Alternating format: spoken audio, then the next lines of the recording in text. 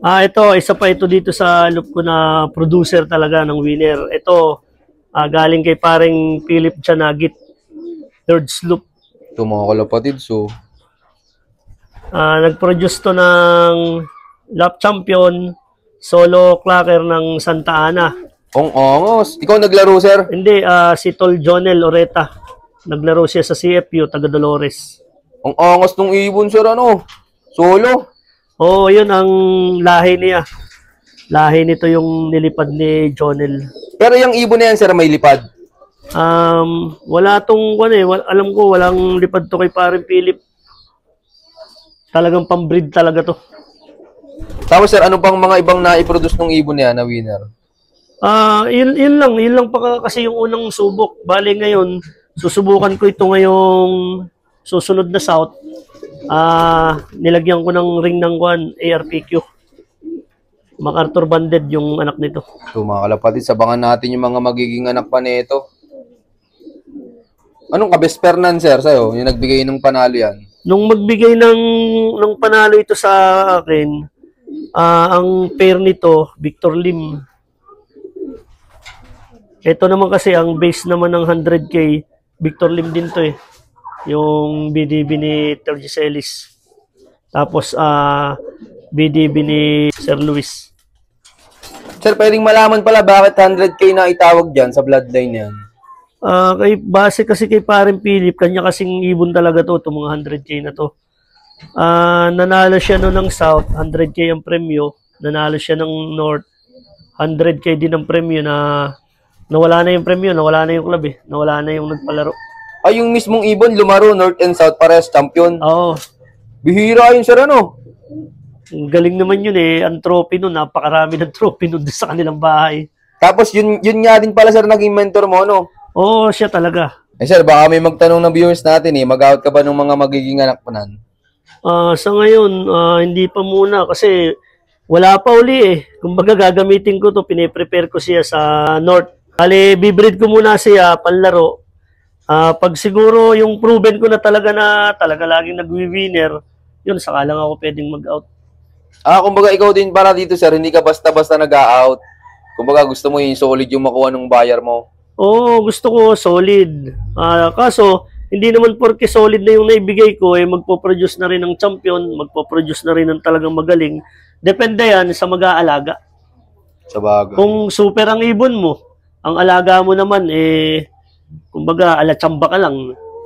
Iniaasa mo lang sa bloodline, hindi kailangan yun. Ang dapat, alagaan mo rin ng maayos. Maayos na sistema, maayos talagang pag-aalaga, lalong-lalo na sa pagtitraining ng ibon. Yung tama nga naman. Tapos ikaw pala, sir, paano ka mag-prepare ng breeder bago isabak sa breeding? Ako, nagpiprepare ako ng breeder. Bali, i-condition ko lahat yan. Kak, tapos hen. Kung sino yung makita ko talaga na yung sa kalpik sa kanila, kasi ang ginagamit ko lang, Picotrin lang. Picotrin at saka pink mineral. Meron tayong nilalagay na grits. At saka Bitmin Pro lang ang gamit ko. And then every Saturday or Sunday, alin man doon sa dalawa na depende sa panahon na maulan, gumagamit ako nung sarili kong templa ng Herbiotics. Sarili kong templa yun. Mga ilang buwan na preparation ka sa breeder bago isabak sa breeding? Ako kasi kapag inihiwalay ko na sila at nagamit ko na sila sa breeding ng North, di baklasin ko, ihiwalay ko sila. Simula nang ihiwalay ko, ilagay ko sa ganyan, conditioning na yun. Mine-maintain ko na sa good conditioning sila.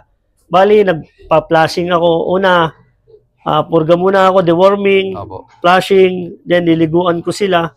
After nun, saka ako a-applyan ko na sila ng, ang ginagamit ko nga lang, yan lang, Picotrin. Saka Bitmin Pro, and then, yung pink mineral. Binababad mo sa kanila, sir? Nakababad lang yan, basta wag lang maiputan, wag lang mabasa. Tapos, sir, sa mga inakay, may nire-reject ka po? Sa inakay, paglabas kasi ang puso, reject na talaga yan. And then, yung napag-iwanan na, halimbawa, di ba, siyempre, pag pinisa, sabay silang dalawa sabay sa paglaki. Pag yung isa, maliit, malaki yung isa, yung maliit, wala, tapo na yun, kal na. Sa itlog naman, ang ginagawa ko naman, pagpipili ako sa itlog nila, chinecheck ko yan. Mga 2 days, 3 days na may itlog sila, i-check ko yan. Titingnan ko kung alin yung makinis na, kumbaga yung parang pearless angol, parang pearl. Makinis siya, makintab. Yan ang pinapalimliman ko. Pero pag nakita ko na magaspang, may butol-butol siya, o kaya yung shape niya, hindi maganda ang shape niya, hindi siya yung talagang hubog talaga ng itlog ng ibon natin, inaalis ko yan. Pinapaitlog ko sila ng bago. Maraming salamat, sir. Pero ikaw, sir, may itinuloy ka na malabas yung pusod o talagang nire-reject mo sila? Dati, nung unang nag-iibon ako, may mga tinutuloy akong ganyan. Kasi hindi ko pa naman sanay talaga na ako noon eh. Nung baguhan ako. Eh wala, pagka kahit tumagal ako, namamatay din. Kumbaga mahinang klase pala talaga, paglabas pusod. Mahina, kasi sa naobserbahan ko dati, madaling tamaan ng sakit. Maraming salamat, sir. Ito naman yung ibon ko na nag-produce ng 2nd overall champion, 3rd overall champion. Ito, galing to kay pareng Sammy Vergara.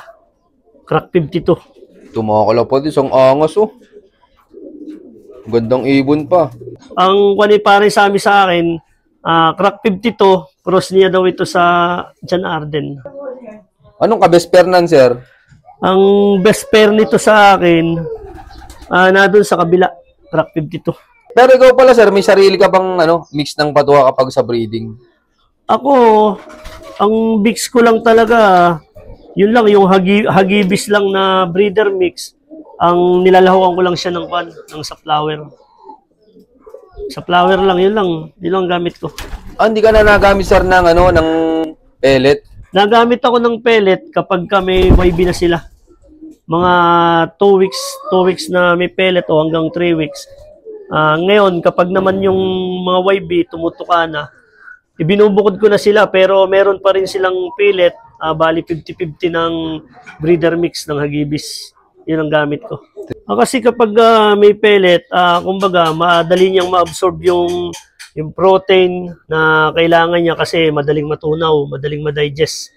And then, napansin ko, medyo mataba talaga yung mga YB natin. Tapos, sir, pwede palang malaman kung anong pellet gamit nyo dito? Ang gamit ko, minsan Integra 3,000, Integra 4,000, yan lang. Yun ang subok mo na dito, sir? Oo, yun lang gamit ko dito. Maraming salamat, sir. Ito, mga kalapatids, may ipapakita pa siyang producer niya dito.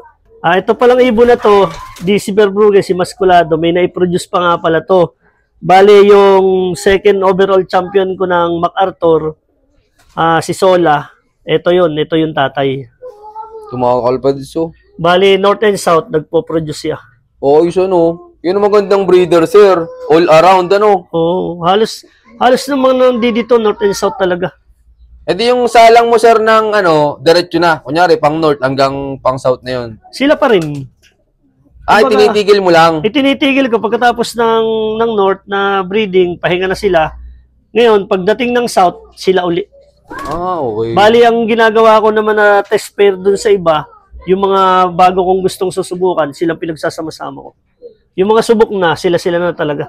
Di sir, hindi ka na pala tumitingin sa katawan nila, Kasi halo-halo sila, ay nahaya mo silang magpares, Hindi na kasi, halos iisa naman ang hipo ng ibon dito, Halos lahat ganito, built ang katawan. Bihira dito yung bangkain.